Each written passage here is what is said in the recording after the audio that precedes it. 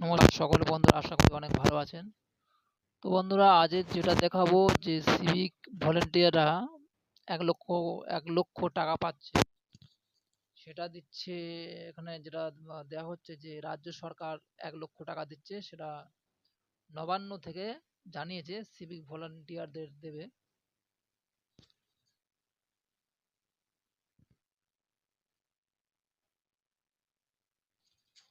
রাজ্যের সিভিকদের জন্য একটা বড় পদক্ষেপ নিয়েছে রাজ্য সরকার, সেটা নবান্ন থেকে জানিয়েছে যে ব্যাংক ঋণ দেবে। তো সম্প্রতি একটি রাষ্ট্রায়ত্ত ব্যাংকের সঙ্গে সেটা চুক্তি হয়েছে, নবান্ন সূত্রে এটাই খবর। এই প্রকল্প যাতে দ্রুত কার্যকর হয় সেই লক্ষ্যে উপযুক্ত বড় পদক্ষেপ নেওয়া শুরু হয়েছে। লোন পাওয়ার এই খবর সামনে আসতেই সিভিকরা খুব খুশি।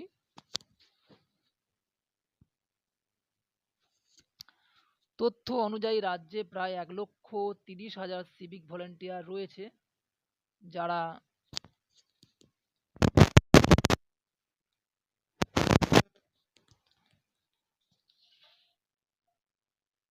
পুলিশ কর্মীদের মতোই রাস্তায় বা থানায় ডিউটি করেন, যদিও তাদের বেতন অনেকটাই কম। মাস গেলে 10,000 টাকা বেতন পান তারা। আর দুর্বল বেতন কাঠামোর কারণে ব্যাংক থেকে লোন নেওয়ার ক্ষেত্রে সমস্যায় পড়তে হয় তাদের।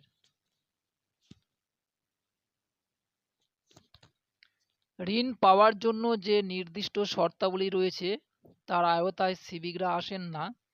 এই যুক্তি দেখিয়ে তাদের ঋণ মুকুব হয় না, ফলত কোনো উপায় না পেয়ে বাধ্য হয়ে চড়া সুদে ঋণ নিতে হয় তাদের।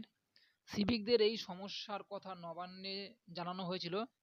তারপরেই উপর মহল থেকে দ্রুত সমস্যার সমাধানের নির্দেশ দেয়। সিভিকদের স্যালারি অ্যাকাউন্ট স্টেট ব্যাংকে রয়েছে।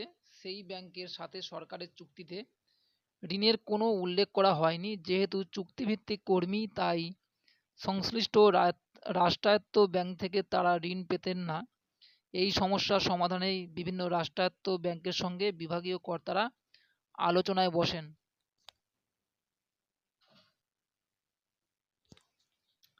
ঋণ জোট কাটাতে সিভিকদের স্যালারি অ্যাকাউন্টের বিনিময়ে তাদের ঋণের ব্যবস্থা রাখার প্রস্তাব দেওয়া হয় পুলিশের তরফে।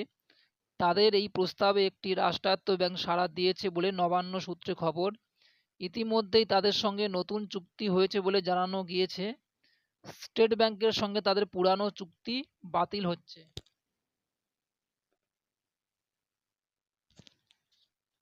সিভিকদের 1 লক্ষ টাকা পর্যন্ত ঋণ দেওয়ার ব্যবস্থা করা হয়েছে। শর্ত রয়েছে, এজন্য তাদের জমি জমা বা বাড়ির দলিল জমা রাখতে হবে ব্যাংকে, যার মূল 1 লক্ষ টাকা, যার মূল্য 1 লক্ষ টাকার বেশি হতে হবে। ইতিমধ্যেই নতুন ব্যাংকে স্যালারি অ্যাকাউন্ট খোলার জন্য সমস্ত জেলাকে তাদের নথি জমা দেওয়ার নির্দেশ দেওয়া হয়েছে। আজ এই পর্যন্ত। নমস্কার।